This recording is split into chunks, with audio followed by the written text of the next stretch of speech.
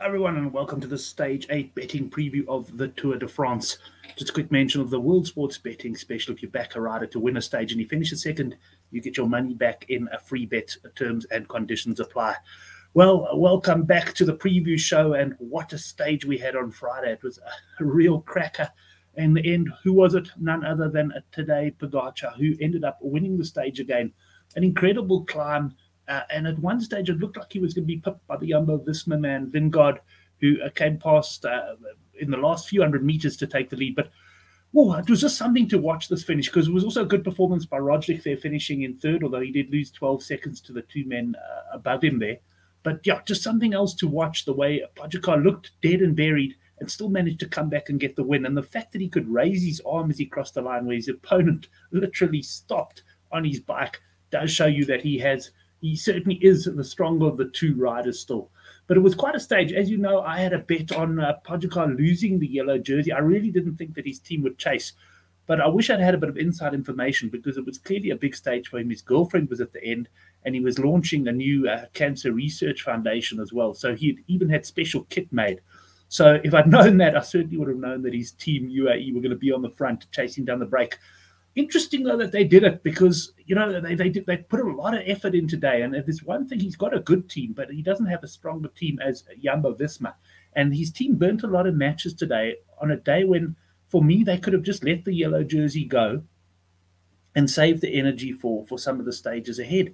So I'm not sure that this isn't going to come back and bite him. And even though he won another stage today, I actually feel that the Tour de France is more alive now in terms of a race than it was before this stage. And obviously the first reason is Vingegaard. He put in a really good performance there, although he was clearly a bit more buggered at the line than Pogačar. The fact is, it looked like he was going to win at one stage. So very impressive. It does give us great hope for the mountains ahead. But the big one for me is Primož Roglic. I mean, he fell the other day. There's worries about his injury. He's said to be in a bit of pain. But he hung in there. This is a stage he would potentially have won had he been riding to his best form of the last few years. But the fact that he came third means that Jumbo-Visma still have two cards to play, because Roglic is close enough to Pogačar that Pogačar is not going to be able to give him any freedom. And this could open up some very tactical games, particularly in the mountains. So this race isn't over yet. We'll go through the betting in just a second. Just a mention of Kamna. Well, your heart had to break for him. It looked like he was going to get the win. And in the end, he was caught literally in the shadow of the post. Unbelievable excitement, as only the Tour de France can produce. Let's just have a look at the outright rankings quickly, just to have a look at what the status is there now. And let's click on there, and we've got Pogačar here. He's now moved 35 seconds ahead of his Jumbo-Visma rival. Geraint Thomas 1 minute 10 behind. And Roglic, I think, sitting in about 13, something like 2:45 behind at the moment. So, I mean, it'd be tough for Roglic to win from there, but you never know. At least Jumbo-Visma have tactical options that they can use against Pogačar. And as I said, Pogačar, there are going to be times where he's isolated in the mountains. I've got no doubt about that. Right, that's the standings. Let's go on then to the actual classification update, and we'll have a look at Tadej Pogačar. Still very strong favourite there. He's at 1-4. If I'm a bookie, though, I'm considering laying that price, I must say. Jonas Vingegaard 3-1. Primož 22-1. Yeah, I guess it's a fair reflection of his chances. And Geraint Thomas 33-1. The points won't find out what he looks too strong there. He's 1-8. Fabio Jakobsen 9-1. Mountains classification. So there's been a bit of a shortening now from Tadej Pogačar there. He's now 5-2. Thibaut Pinot 11-2. To me, Pinot doesn't really look like he's got the legs for this, but we'll see how things go. I'm going to start having a look on the weekend at these long-term markets. I haven't had a long-term bet yet, but I am keen to get involved. In fact, let me just open that up now. So it's going to be a bit of a longer preview than normal, because I'm just finding the tour getting very, very exciting at the moment. There was someone I spotted, and where's he gone now? Oh, he has shortened a bit. I saw 33-1 early on, Kamna for the King of the Mountain. He's now 20-1. But certainly, if he can reproduce those climbing legs he showed today, he's the type of guy who gets into a lot of breakaways. He could well be a factor there. Let's just go back to the classification. And it always takes a little bit of time to come up there. Team classification, Ineos 7-5 or 14-10, as I like to call it. They're betting almost a two-horse race here with Jumbo-Visma And Bora, who are a couple of minutes off the pace there, they're at 9-2. I'm also going to have a good look at the team classification. Always enjoy having an in-running team classification bet.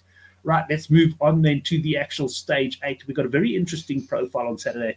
This is not a stage with a hell of a lot of climbing, but it's very, very lumpy, certainly from around the 30-kilometer mark. And it's going to be a very hard stage for anybody to control.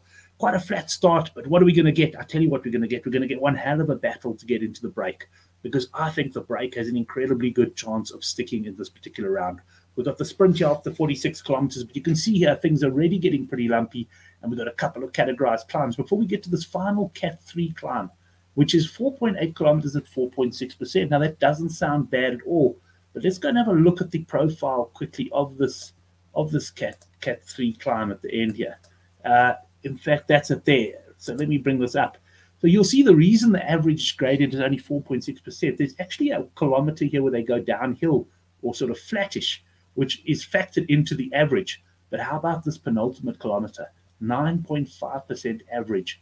That is absolutely brutal. There's a section there of 12%. Now, this is going to be very hard, and that totally rules out any of the sprinters coming up. Potentially a guy like Michael Matthews, maybe. Wout van Aert, obviously, if things do come back together, or if either of those guys are in the break, can win it. But I mean, if the break is caught, there's every chance that Pogacar can go on and get his third stage in a row. So that's an absolute brute there. Let's now have a look at the betting for the stage. World Sports Betting and Sunbet open at the moment. I'm going to stick with Sunbet just to run through their stage betting.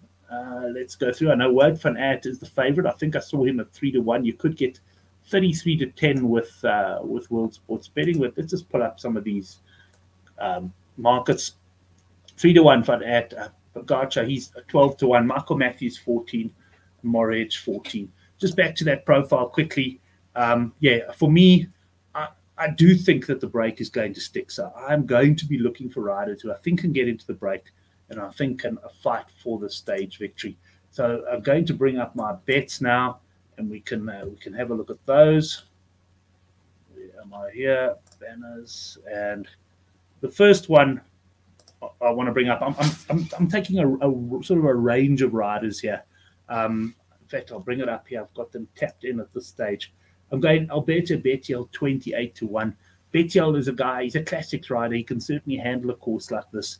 If he's given a bit of freedom from his team, which I think he will be now, he can get into the break and he can win this based on form I've seen earlier in the season. Guerrero seems to have recovered from his crash. He's 40-1. If he can get into the break, very, very hard to beat up this final climb. Valentin Marios, he's 66-1. I'm having half a unit on each of those guys. And then I'm dropping my stakes slightly. Benjamin Thomas, he's Tomei, I imagine it's pronounced. He's 100-1. And Bob Jungels, I've just noticed him showing up there. I don't think he finished that far back today. This is a man I used to follow quite closely a few years ago. Seems to be riding into some of his better form that he has for some time. I'm going to then also go for the same race special I went for today. I'm going with a smaller bet. I really thought there was excellent value in that yellow jersey bet. I didn't realize that UAE would be chasing. But I still think there's a chance at some point that they'd be happy to let the yellow go. And I'm taking 1 unit on this time at 5-1. So if I can get this, I'll at least more than cover my stake that I lost today on that. And then I've got another bet. It's at World Sports Betting. It's in the match bet department. And the more I think about this bet, the more I like it. It's this one here, Wout van Aert against Michael Matthews.